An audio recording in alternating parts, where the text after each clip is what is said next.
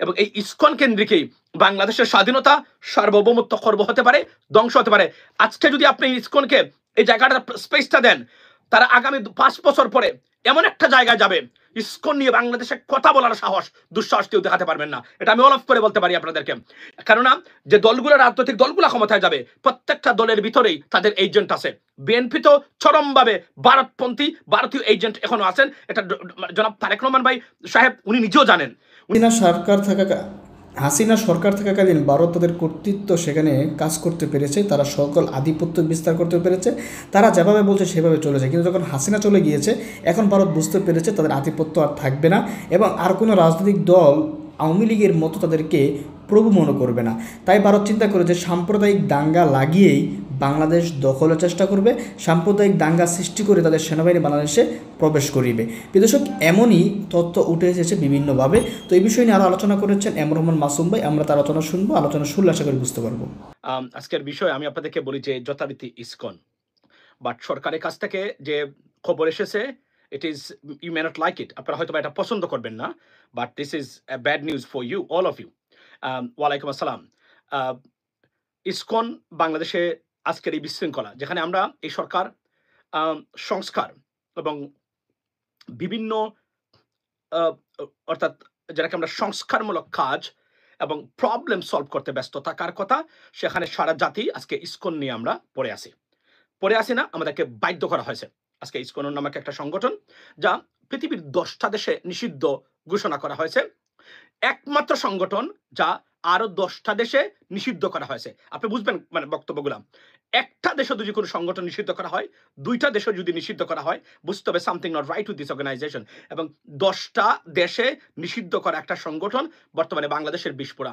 এবং আমরা বাংলাদেশের রাজনীতিবিদরা এটাকে ট্যাকেল করতে ব্যর্থ হয়েছেন প্রথম থেকেই, যে কারণে আজকে আমরা ইসকন নিয়ে পড়ে আসি। অথচ আমাদের আজকে সংস্কার, বাংলাদেশ নিয়ে বাবার কথা, প্রবাসীদেরকে নিয়ে বাবার কথা, সেখানে আমরা ভাবছি এখন ইসকন নিয়ে। Ladies and gentleman, that's a bad news for our country. রাজনীতিবিদদের সীমাহীন ব্যর্থতা, অযোগ্য অপদার্থ মানুষ রাজনীতিতে ঢুকে পদ আকৃষ্ট করা, সংসদকে আকৃষ্ট করে রাখা এবং রাজনীতিটাকে এবং দলগুলাকে জিম্মি করে রাখার কারণে আজকের আমাদের এই আপনার ভয়াবহ পরিণতি আমাদের বাংলাদেশে। লেডিস এন্ড জেন্টলম্যান, এবং বলে রাখি আজকে সাবজেক্ট দিয়েছি যে আমি যেটা শুনছি, আমি মনে আছে আমি ফেসবুকে পোস্ট দিয়েছিলাম যে ইউনাইটেড কিংডম থেকে বাংলাদেশ নিয়ে একটা বিবৃতি আসবে এবং এসেছেও। সেটা পোস্ট দিয়েছিলাম 10 দিন বা 12 দিন আগে সম্ভবত, কমনওয়েলথ থেকে, এবং যথারীতি সেটা এসেছে। এবং এগুলা সরকার আসলে কিভাবে মোকাবেলা করবে, এই বিবৃতিগুলা উত্তরটা কিভাবে দেবে, এবং ইসকন নিয়ে বর্তমানে যে অবস্থা চলছে বাংলাদেশে, ISKCON would be a most dangerous organisation for Bangladesh. একটা জিনিস মনে রাখবেন যে আপনি যদি দেখেন যে কিভাবে হায়দ্রাবাদ, কিভাবে সিকিমকে ভারত অন্তর্ভুক্ত করেছিল তাদের সাথে সাম্প্রদায়িক দাঙ্গা দিয়ে, ঠিক বাংলাদেশও পরিকল্পিতভাবে সাম্প্রদায়িক দাঙ্গা দিয়ে, দাঙ্গা সৃষ্টি করে বাংলাদেশকে ভারত সিদ্ধান্ত নিয়ে নিয়েছে বাংলাদেশকে আমাদেরকে নিয়ে আসতে হবে, কারণ এটা আমাদের জন্য ডেঞ্জার, সিকিউরিটি থ্রেট।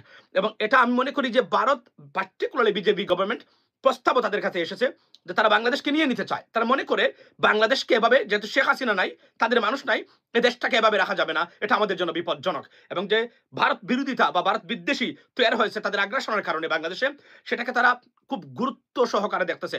বিশ্বাস করেন, China is not their agenda right now, Pakistan is not their agenda right now, Bangladesh is their agenda.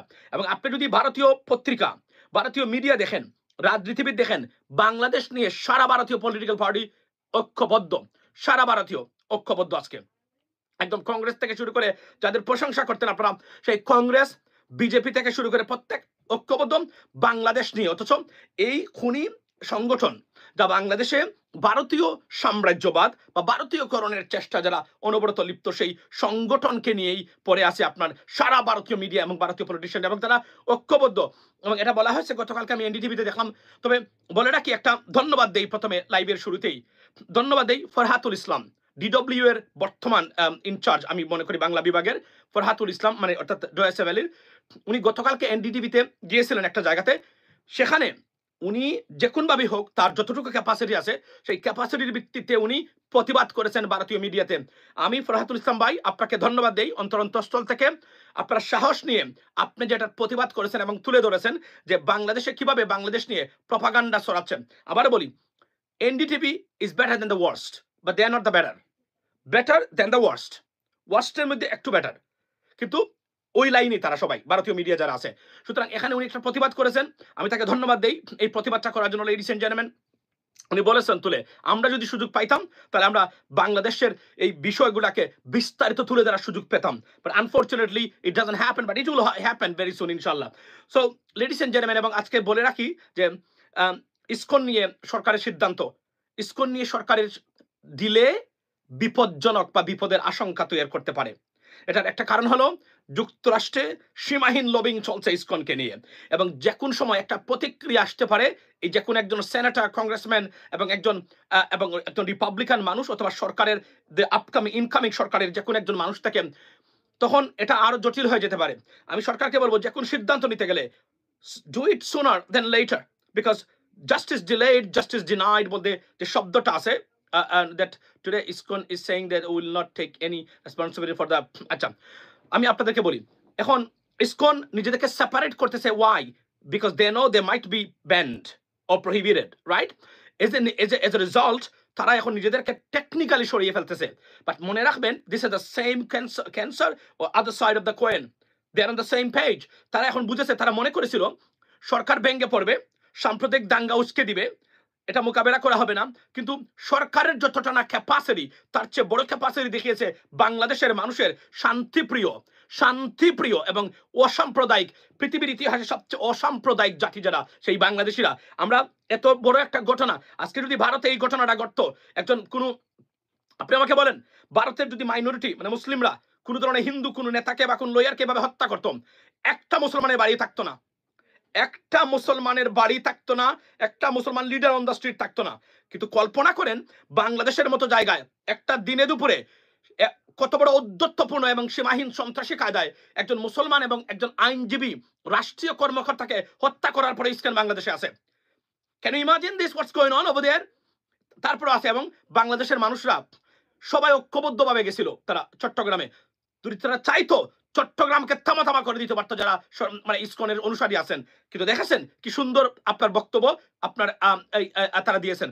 তো আমি মনে করি যে বাংলাদেশ যে অসাম্প্রদায়িক, ভারতের মতো সাম্প্রদায়িক এই চরম উগ্র হিন্দুত্ববাদের লিডাররা যখন এসে বাংলাদেশকে আপনার এই সাম্প্রদায়িকতার সবক শোনায়, এর চেয়ে হাস্যকর হতে পারে না। পৃথিবীর মধ্যে সবচেয়ে বেশি সাম্প্রদায়িকতা ঘটে আপনার ঘটনা ঘটছে বর্তমানে ভারতে, সবচেয়ে বেশি রেপ হচ্ছে এই মুহূর্তে ভারতে। সাউথ আফ্রিকাকে ওভারটেক করেছে ভারত। তো দুটো জিনিসের সাথে ভারতের আসলে প্রতিবাদ করা কোন জায়গাতে চলে না। তো এখন আমরা দেখেছি, এবং ভারত যে ফেল করেছে, আপনি যদি দেখেন তাদের, আপনি কল্পনা করতে পারবেন না, ইভেন দো একদম যতটা ভারতীয় চ্যানেল আছে, প্রত্যেকটা চ্যানেল এতটা বিদ্রুপ এবং ভয়ঙ্কর ভাবে বাংলাদেশকে নিয়ে প্রপাগান্ডা ছড়াচ্ছেন, আমি আমার জীবদ্দশায় এমন ফেক নিউজ, এমন প্রপাগান্ডা একটা দেশের বিরুদ্ধে, একজন ব্যক্তির বিরুদ্ধে হতে পারে, আমি আমার জীবনে কোথাও আমি দেখি নাই পৃথিবীতে। এবং আমরা এখনো টলারেট করে যাচ্ছি প্রত্যেকটা জায়গাতে। এবং টুইটারে, if you go to Twitter right now, full of anti Bangladeshis, এবং আপনার মানে বাংলাদেশের মৌলবাদ, তারপরে আপনার ডক্টর মোহাম্মদ ইউনূসকে নিয়ে জাস্ট আনবিলিভেবল ঘটনা। লেডিস এন্ড জেন্টলম্যান, আপনারা কল্পনা করতে পারবেন না। গতকালকে এনডিটিভির প্রোগ্রামে ফরহাতুল ইসলাম ভাই উনি গেছিল, উনি যে প্রশ্নটা তুলেছে, দুই একজন পরে একটা বাটপার বাংলাদেশ থেকে যুক্ত হয়েছিল, তার নাম ভুলে গেলাম আমি, সে বলছে যে ইসকনকে নিয়ে এসে সাফাই গাচ্ছিল, পরে যখন উনি ধরেছে সে ওই জায়গাতে আসছে আপনার এই পরে। বাট বাই দ্য ওয়ে, আমি লেডিস এন্ড জেন্টলম্যান, আমি আপনাদেরকে বলতে চাই, we are in a dire situation. এবং এই ইসকন কেন্দ্রিকেই বাংলাদেশের স্বাধীনতা, সার্বভৌমত্ব খর্ব হতে পারে, ধ্বংস হতে পারে। আজকে যদি আপনি ইসকনকে এই জায়গাটা স্পেসটা দেন, তারা আগামী 5 বছর পরে এমন একটা জায়গায় যাবে, ইসকন নিয়ে বাংলাদেশে কথা বলার দুঃসাহস কেউ দেখাতে পারবেন না। এটা আমি অলফ করে বলতে পারি আপনাদেরকে। কেননা যে দলগুলো, রাজনৈতিক দলগুলো ক্ষমতায় যাবে, প্রত্যেকটা দলের ভিতরেই তাদের এজেন্ট আছে। বিএনপি তো চরমভাবে ভারতপন্থী, ভারতীয় এজেন্ট এখনো আছেন। এটা জনাব তারেক রহমান ভাই সাহেব উনি নিজেও জানেন, এবং উনি সবকিছু এদেরকে খুব ক্লোজলি উনি ফলো করে থাকেন এবং ওয়াচ করে থাকেন বিভিন্নভাবে। এটা আমি একদম জেনুইন তথ্য আপনাদের সাথে শেয়ার করেছি, উনি জানেন। বাট টেকনিক্যাল কারণে ওনাদেরকে আপনার অনেক ক্ষেত্রে উনি বহিষ্কার করেন না, টেকনিক্যাল কারণে। বাট উনি জানেন কারা এখানে সরাসরি যুক্ত আছে ভারতীয়করণের সাথে। সুতরাং আমি আপনাদেরকে এতটুকু বলতে চাই যে ভারত বর্তমানে যে প্রক্রিয়াতে অংশগ্রহণ করেছে, এবং মনে রাখবেন আমরা বারবার বলছি, ইসকন কেন্দ্রিকেই বাংলাদেশ বিপর্যস্ত হবে এবং বাংলাদেশকে বিপর্যস্ত করা এবং তারা যেভাবে বাংলাদেশটাকে এখন তারা গুরুত্ব দিয়ে নিয়েছেন, they have to take over Bangladesh, যেহেতু আওয়ামী লীগ নাই এবং যে কোন ধরনের প্রপাগান্ডা ইসকন কেন্দ্রিক শুরু হবে এবং ভারতের যত রাজ্য তারা আপনার একত্রীকরণ করেছে, প্রত্যেকটা রাজ্যে তারা এর আগে আপনি দেখবেন আপনার সাম্প্রদায়িক দাঙ্গা তারা সৃষ্টি করেছিল। বাংলাদেশেও একই অবস্থা হবে এবং প্রেসিডেন্ট ট্রাম্প যখন ক্ষমতা নেবেন ঘটনাটা আরো আপনার খারাপের দিকে যাবে বলে আমি বিশ্বাস করি। অনতি বিলম্বে সরকার যদি সঠিক সিদ্ধান্ত নিতে ব্যর্থ হয়, যেভাবে আমাদের পূর্বপুরুষ রাজনীতিবিদরা বিশেষ করে 65 to 70 এই যে একটা বয়সের রাজনীতিবিদরা, পৃথিবীতে এমন ফেইলিয়ার একটা প্রজন্ম বাংলাদেশের ইতিহাসে আর নাই।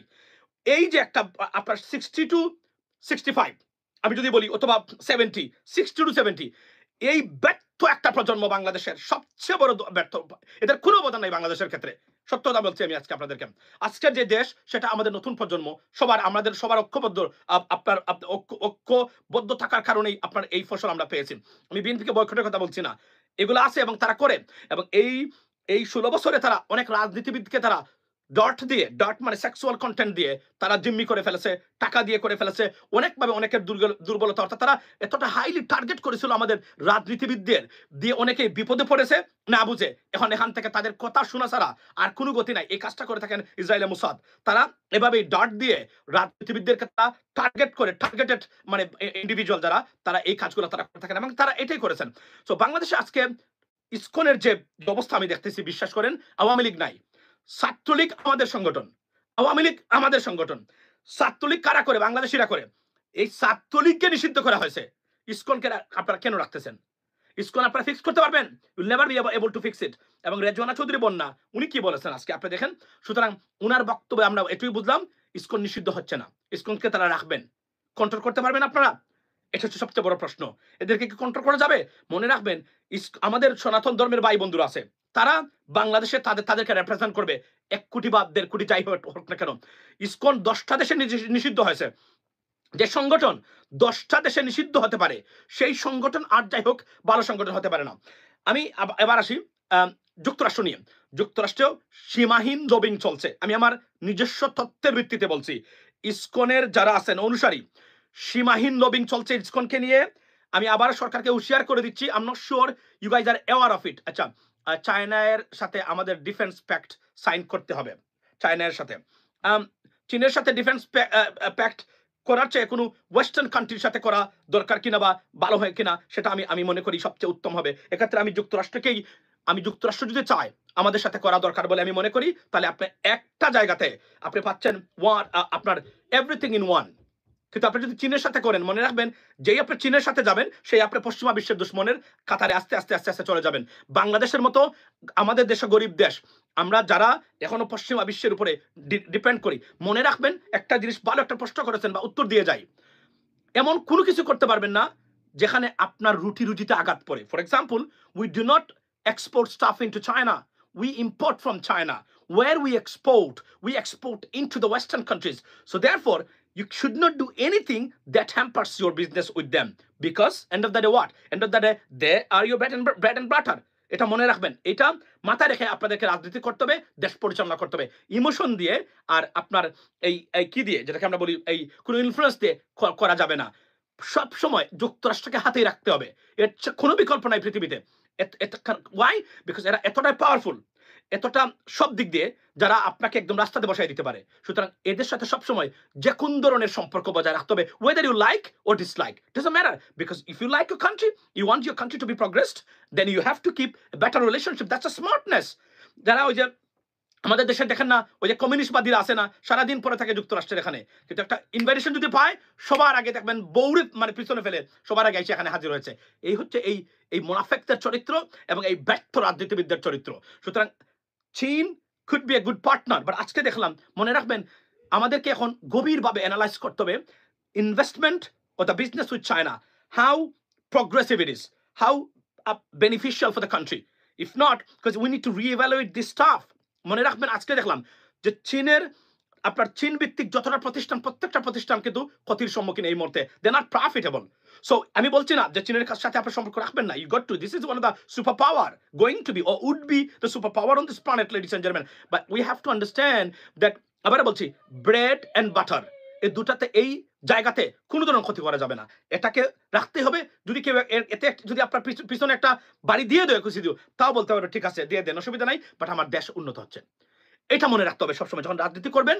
দেশের স্বার্থ, ব্যক্তিগত আপনার স্বার্থ নয়, আপনার ব্যক্তিগত চাওয়া পাওয়া, ডিসলাইক লাইক, দ্বন্দ্ব নয়, দেশের স্বার্থ সবার আগে। স্মার্ট পলিটিশিয়ান যারা আছে পৃথিবীতে, এই কাজটাই তারা করে থাকে। তারা যদি দেখে যে এরা আমাকে পছন্দ করে না, বারবার যাবে দেশের জন্য, দেশের মানুষের জন্য, জাতির জন্য, দেশের ভবিষ্যৎ আপনার এই প্রগ্রেসের জন্য।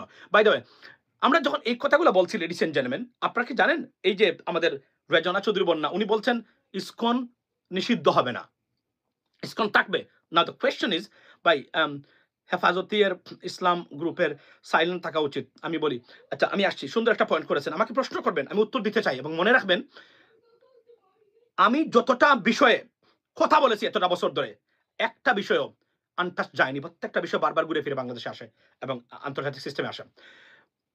এই যে দেখেন, ওই যে যারা প্রথম আলোতে অফিসে গেলেন গরু নিয়ে, এই যে আপনার এই রিপোর্টার্স উইদাউট বর্ডার্স, ফ্রান্স ভিত্তিক যারা সাংবাদিকদের স্বার্থ দেখাশোনা করে, তারা কি বলছে? তারা বলছে বাংলাদেশে উগ্রবাদ এবং মৌলবাদের ইসলামী জঙ্গিরা, এভাবে বলছে, মৌলবাদীরা প্রথম আলো অফিসে হামলা চালিয়েছে। দেখেন আপনি, এখানে যারা টাকা দিয়েছেন, আমাদের দাদারা চাচারা যারা টাকা দিয়ে পাঠিয়েছেন এই হেফাজতের মানুষকে আপনার প্রথম আলো অফিসে, ডেইলি স্টার অফিসে, কই তাদের নাম তো আসে নাই। আসছে তো সাধারণ মুসলমান, আমাদের সাধারণ মানে আপনার নামাজ পড়ুয়া দাড়িওয়ালা মুসলমান এবং বাংলাদেশিরা, তাদের নাম আসছে। এটা যখন তারা যুক্তরাষ্ট্রে নিবে, ইউনাইটেড নেশনসে নিবে, this report is very vital. যে কারণে আমি বলছিলাম যে কখনোই ইসলামিক দলগুলাকে মাঠে নামাবেন না। কিন্তু আমাদের কিছু ইউটিউবার, তারা তাদের ব্যক্তিগত দ্বন্দ্ব, মানসিক বিপর্যস্ততার কারণে তারা এই মূর্খের কাজটা করেছেন, নাইভ অ্যাক্টিভিটিসটা করেছেন।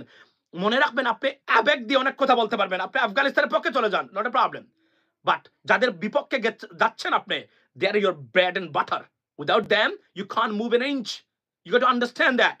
সো এই যে স্মার্টনেস, স্মার্ট কথাবার্তা, স্মার্ট রাজনীতি, decision making, very important when you are in charge of the government or of any institution, ladies and gentlemen, that work for the nation, to build the future of the nation. এটা সবচেয়ে বড় important. আমি বারবার বলছিলাম আমাদের আলেমদেরকে কোনো জায়গাতে নামাবেন না আপনারা, কিন্তু যা অবস্থা দেখলাম, এদের উদ্দেশ্য ভালো নয়, সঠিক নয়, উদ্দেশ্য খুবই খারাপ। আমি কিন্তু বারবার বলছি, কারণ মৌলবাদী আখ্যা দিয়ে বাংলাদেশটাকে ডিস্টেবিলাইজ করা, যদি এদের কমন সেন্স থাকতো, তারা সবার আগে বলতো আপনারা যায়েন না, অন্য গোষ্ঠী আমাদেরকে দেন, আমরা তাদেরকে পাঠাই। কিন্তু কাকে পাঠাইছেন? হেফাজতের, মানে চট্টগ্রামের যারা আছে, ইভেন আমাকে নাকি তারা হত্যা করবে দেশে গেলে। আমি যে বলছিলাম, একটা বক্তব্য দিয়েছিলাম, তারা এটা আমি শুনেছি একদম নিজ কানে, তারা বলছেন এই কথাগুলা, যে আমি কি আমাকে দেখে নেবেন, প্রয়োজনে সিলেট গিয়ে ধরবেন। কত বড় দুঃসাহস, কতটা উদ্যতপূর্ণ এরা! আপনি can you imagine, ladies and gentleman, এই কথাটা তারা বলেছেন।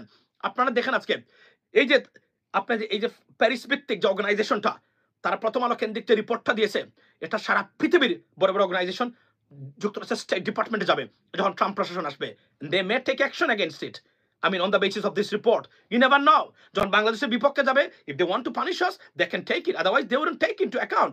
That's the bottom line. এখন যারা করেছেন, কোথায় আপনাদের নাম তো নাই। যারা গরুর টাকা দিয়েছিলেন, গরু নিয়ে পাঠিয়েছেন প্রথম আলো অফিসে, where are you are right now? Where you are? You are nowhere. কিন্তু আপনি কি করলেন? বাংলাদেশের মানুষকে জঙ্গি আখ্যা দিলেন। এখন the question is now, whose purpose you are serving? That's the biggest question. আপনি বাংলাদেশকে, আপনি যদি স্মার্টনেস থাকতো, দেশকে ভালোবাসতেন, কখনো পাঠাতেন না এই মোল্লাদেরকে এবং আলিমদেরকে, বলে আপনারা সরে থাকেন এখান থেকে, আমরা অন্য গ্রুপকে পাঠাচ্ছি যাদের ক্লিন শেভ আছে। অন্তত এটা বলুক না, কারণ বদনাম ইচ্ছাকৃতভাবে গুছানোর কি দরকার? এই কাজটা আপনারা করেছেন, বারবার বলছিলাম। এই দেখেন, আমি বলছিলাম বারবার যে এই যে আপনাদেরকে পাঠাচ্ছেন, এটার প্রতিক্রিয়া, কনসিকুয়েন্স দেখেন। যারা নিয়মিত আমার লাইভ দেখেন, গিয়ে গো এন্ড চেক, বলছিলাম there is a consequence, and the consequence is right there. আপনারা দেখলেন গতকালকে তারা এই রিপোর্টটা প্রকাশ করেছে। তাহলে আমাদের লাভটা কি হলো? আমরা আমাদের মুসলমানদেরকে আপনারা জঙ্গি আখ্যা দেওয়াইলেন, মুসলমানদেরকে আপনারা কি করলেন? মৌলবাদীর ট্যাগ দেওয়াইলেন। তো আপনাদের এই নাইভ এবং আপনার এই অপাঙ্ক্তে ডিসিশনগুলা, এবং আপনারা এদের কথা শুনে কেন যাবেন গরু নিয়ে? এখানে গিয়ে লাভ কি করেছেন? আনছেন, এটা প্রতিক্রিয়া আছে না? আছে। মনে রাখবেন, আপনাদের মতো ওই দাড়িওয়ালারা এই দেশ পরিচালনা করতে পারবে না, কারণ আপনাদের মতো রাজনৈতিক মূর্খ আমি আমার বাংলাদেশের ইতিহাসে কোনো গ্রুপকে আমি দেখি নাই। So be careful. কোনো জায়গাতে যাওয়ার আগে, কোনো সংবাদপত্রের অফিস দখল করার আগে আপনারা যাবেন না, আপনাদের যাওয়ার দরকার নাই। আর সংবাদপত্র বাংলাদেশের জন্য প্রবলেম নয়, বাংলাদেশের প্রবলেম অন্য জায়গাতে। এবং এই কাজটা তারা করেছেন, আপনারা করে কি কি আনছেন, বদনাম আনছেন। এবং এটার প্রতিক্রিয়া আর 2 মাস পরে যখন ট্রাম্প অ্যাডমিশনে আসবে, ইউ ক্যান সি দ্যাট। যারা প্রথম আলোতে গেছিলেন গরুনিয়া, দেখবেন আপনাদের অবস্থা কি হয়। বলে দিয়েছিলাম 3 দিন আগে, বলছিলাম 2 দিনের, দেখেন 2 দিনের ভিতরেই রেজাল্ট পেয়ে গেছেন। রিপোর্টার্স উইদাউট বর্ডার্স তারা ক্লিয়ারলি বলেছে বাংলাদেশের সংবাদপত্র বা সংবাদপত্রের স্বাধীনতা উগ্র ধর্মীয় মৌলবাদ দ্বারা আক্রান্ত। Can you imagine that? আমরা কেন এই ধরনের কার জন্য, যিনি তাদেরকে এই ইনসাইট করে আপনার উশৃঙ্খল ব্যবহার করে যারা গরু দিয়ে টাকা দিয়ে পাঠিয়েছিলেন, কোথায় আপনারা? দায়িত্ব নেন এখন। ভালো লাগবে না, লাগুক না, নো সমস্যা। যেগুলো আছে বলার, এগুলো বলেই যাবো প্রত্যেকটা সময়। কারণ আমরা দেশকে ভালোবাসি, আমরা দেশের উন্নতি চাই, আমরা smart. We know how the international system works. We know the political affairs of the international political affairs. আমরা বাংলাদেশের মতো মানে ওই যে রাজনীতিবিদদের মতো এগুলা খালি ওই আপনার বাংলা ভিশন দেখে আমরা মানে এখানে কথা বলি না, by the way. So ladies and gentleman, serious lobbying চলছে যুক্তরাষ্ট্রে ইসকনকে নিয়ে। সরকার দিলে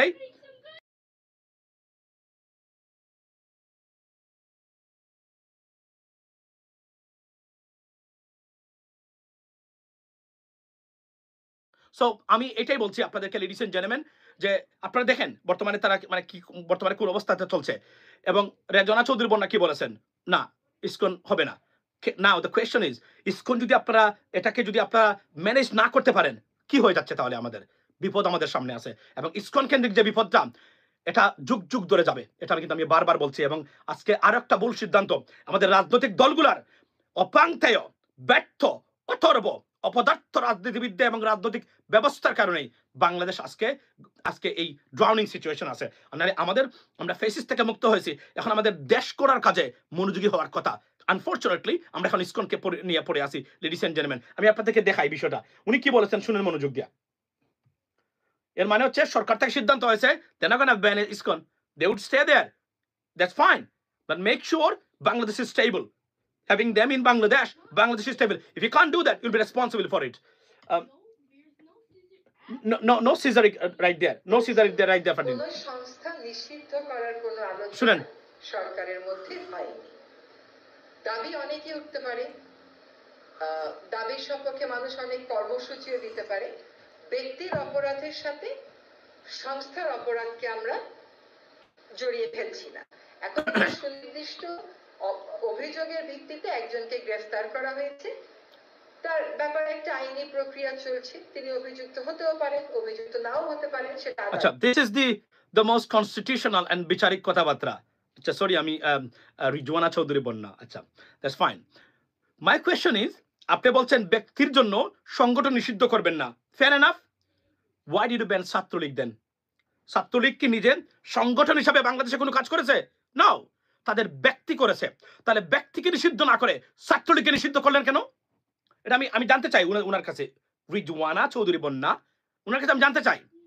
তাহলে আপনারা ছাত্রলীগকে নিষিদ্ধ কেন করলেন? ছাত্রলীগের সাদ্দাম খারাপ কাজ করতে পারে, ছাত্রলীগের এই তিলোত্তমা শিকদার করতে পারে, তো ছাত্রলীগের তো আপনার রিজওয়ানা চৌধুরী বন্যা করে, সরি ছাত্রলীগ তো করে নাই। তাহলে ছাত্রলীগকে নিষিদ্ধ করলেন কেন? I don't have any Caesar Fardin. You got to go look for somewhere else. আপনার তাহলে ছাত্রলীগের নিষিদ্ধ কেন করলেন? This is unbelievable. Look at this. Look what she says. I mean, ছাত্রলীগকে আপনি নিষিদ্ধ করলেন। ছাত্রলীগের আপনার তিলোত্তমা একটা stupid. Well, she is stupid or not, that's another issue. But my question is, আপনি তো ছাত্রলীগকে নিষিদ্ধ কেন করলেন? ছাত্রলীগের সদস্যরা খারাপ কাজ করেছে, রাইট? ছাত্রলীগ তো করে নাই, সংগঠন কি করেছে? করে নাই।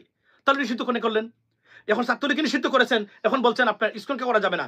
ভারতীয় টাচটা কোন জায়গায় আছে খেয়াল করেন। এরা সবাই কিন্তু একে অপরের এই ব্যাকিংটা তারা দিয়ে যাচ্ছে সবসময়, বিকজ এরা ঘুরে ফিরে কিন্তু এই প্রো ইন্ডিয়ান সাইকোলজি তাদের ভিতরে আছে সবার। That's a problem. একমাত্র ডক্টর মোহাম্মদ ইউনূস নাই।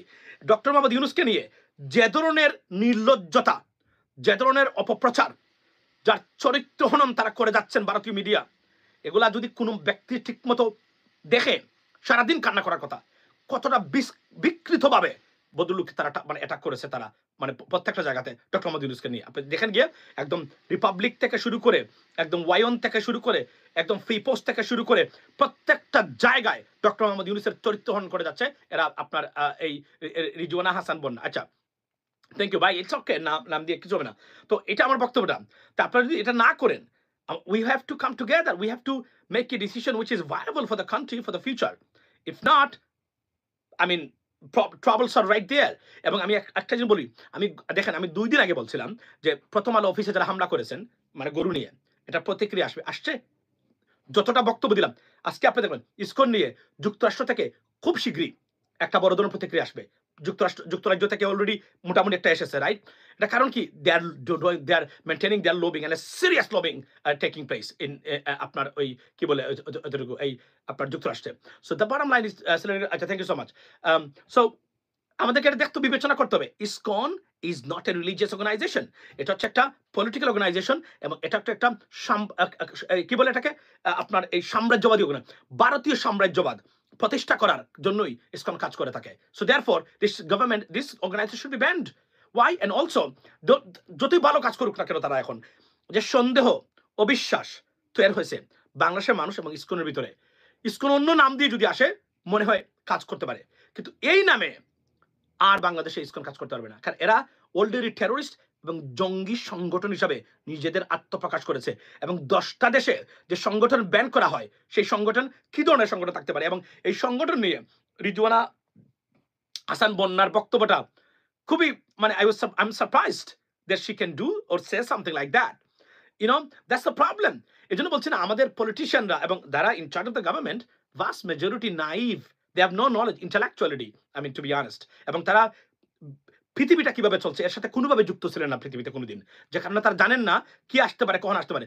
বলছিলাম যে আপনার এই কমনওয়েলথ থেকে আসবে, ওই দেখেন আপনার গতকালকে তারা আসছে, বলছিলাম যে এটার একটা প্রতিক্রিয়া আসবে প্রথম আলোর, গতকালকে আসছে। যা বলি এজন্যই আমি গেস্ট আনি না, কারণ গেস্ট যারা কথা বলে গেস্টে আইসা, এরা যা বলছে মিথ্যা বলে গেছে, আমরা বরং যা বলেছি তাই সত্য পরিণত হয়েছে। দ্যাটস ওয়াই আমি তাদেরকে গেস্টদেরকে ইগনোর করা শুরু করেছি। ইউনো, আমার 5 জন মানুষ যদি আমার বক্তব্য শুনে, মোর দেন এনাফ, এটাই আমার বক্তব্য। সো লেডিস এন্ড জেন্টলম্যান, আমি আবারও বলে যাচ্ছি, আজকে ওয়ার্নিং দেই, ইসকন নিয়ে সরকার যদি সঠিক সিদ্ধান্ত, তড়িৎ সিদ্ধান্ত নিতে ব্যর্থ হয়, একটা ক্যান্সার সারা জীবনের জন্য বাংলাদেশে তারা প্ল্যান করে গেলেন, এবং এ দায়িত্ব এই কেয়ারটেকার গভর্নমেন্ট অতীতের যারা আছেন এড়াতে পারবেন না। আমরা Bangladesh will be in trouble. Mind it, ISKCON is not a religious organization, it's a political organization. What they want, Bangladesh destabilization, chaos, put us in turmoil, and so that they can interfere in Bangladesh and can cage Bangladeshis and as a whole country. Ladies and gentlemen, স্বাধীনতা সার্বভৌমত্ব যদি বিপন্ন হয় কোনো কারণে, this is the organization ISKCON. They could do that and they would do that. This is their agenda, this is their project.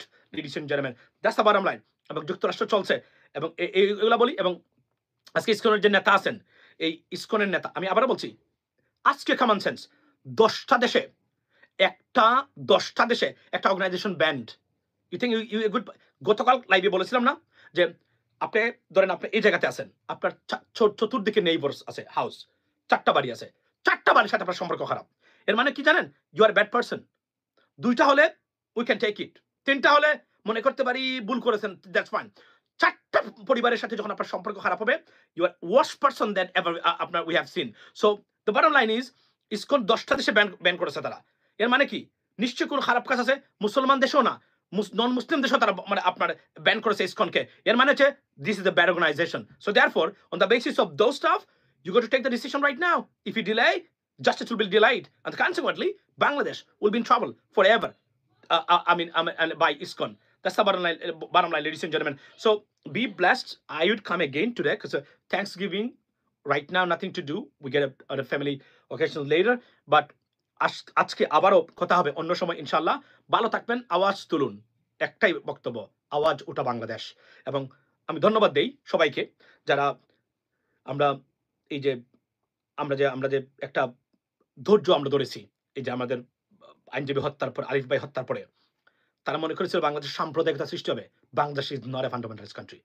India itself a fundamentalist country we have ever seen on this planet right now.